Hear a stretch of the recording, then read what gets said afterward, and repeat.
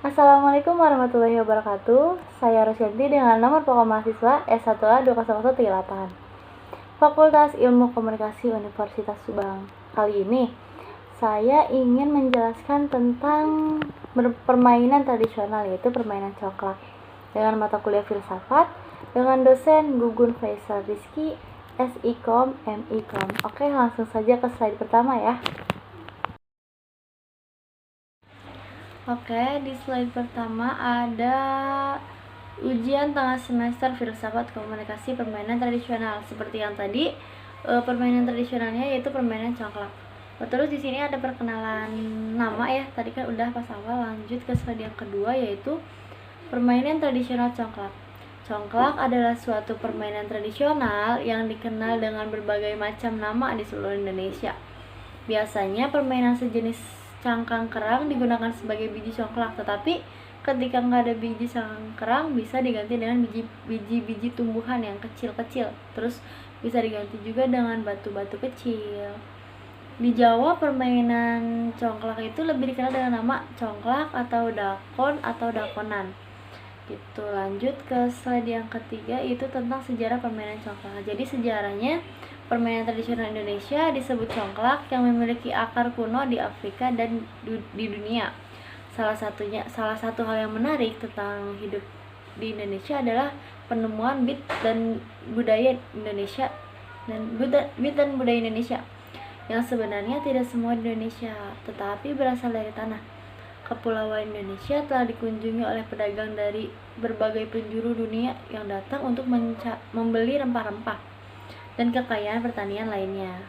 Manfaat keragaman budaya Indonesia oleh banyak orang yang tulus melalui Nusantara, karena Indonesia berlokasi sepanjang rute utama perdagangan antara Eropa dan Asia. Bersama-sama dengan barang-barang mereka dibawa dan dijual.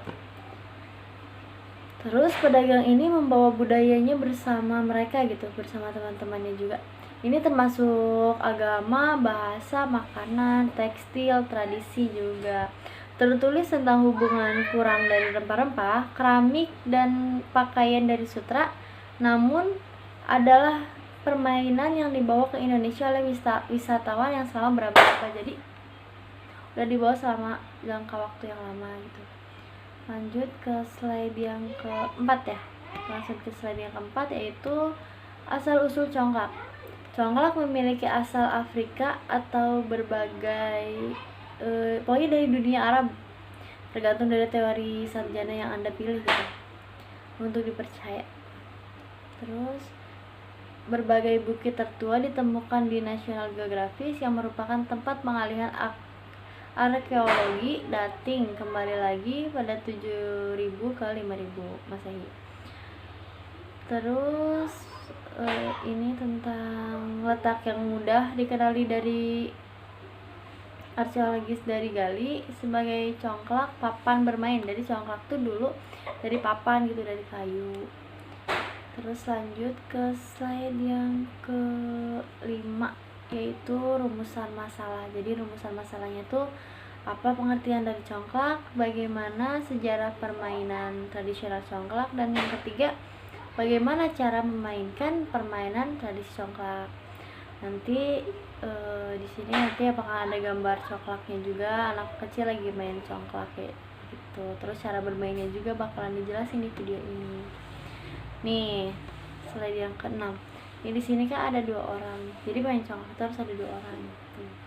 Terus penelitian pada hari Minggu tanggal 11 April 2021 pukul 10:15 sampai 10:40 waktu Indonesia bagian Barat, bertempat di Desa Gempol, Dusun Babakan, Subang.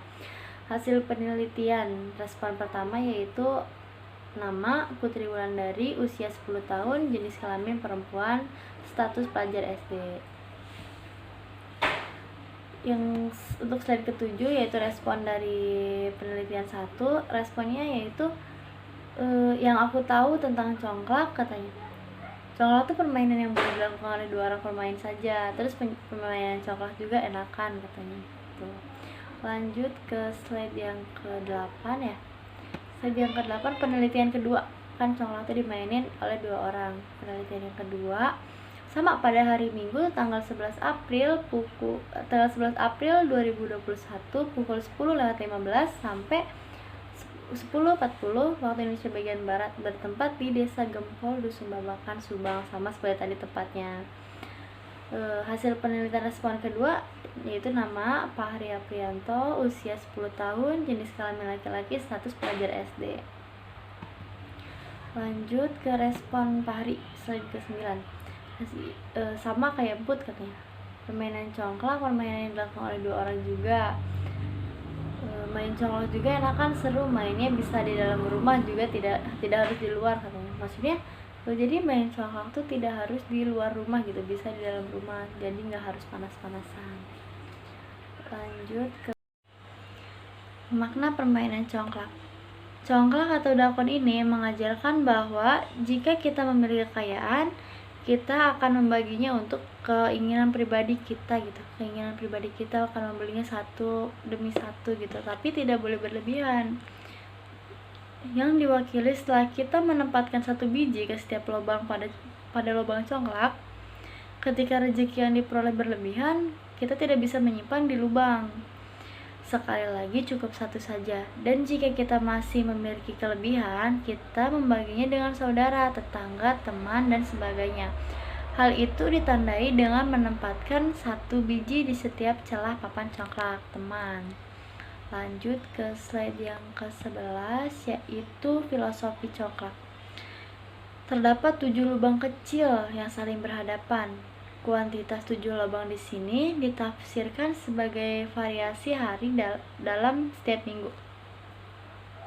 Begitu juga dengan varietas biji congklak yang diisi di setiap celah, yaitu 7 biji. Itu berarti setiap orang memiliki waktu yang sama dalam setiap minggu, yaitu 7 hari. Kemudian ketika biji congklak diambil dari 1 celah, biji congklak akan mengisi setiap lubang yang berbeda. Pelajaran dari bagian ini ialah bahwa setiap hari yang kita tinggali akan berpengaruh pada hari berikutnya. Apa yang kita lakukan saat bicara menentukan apa yang akan terjadi pada masa depan kita. Apa yang kita lakukan saat berbicara bisa jadi sangat berarti bagi orang lain. Lanjut ke slide 12, yaitu cara bermain congklak. Permainan congklak dimainkan oleh 2 orang. Papan untuk bermain sekarang terbuat dari plastik. Dulu ada katanya yang terbuat dari kayu gitu, cuman sekarang lebih banyak dari plastik. Dan memiliki 16 lubang dengan 7 lubang kecil-kecil dan 2 lubang besar.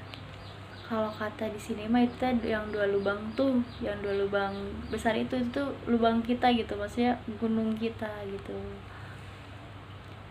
Tuh kan yang 2 lubang besar sebagai induk lubang.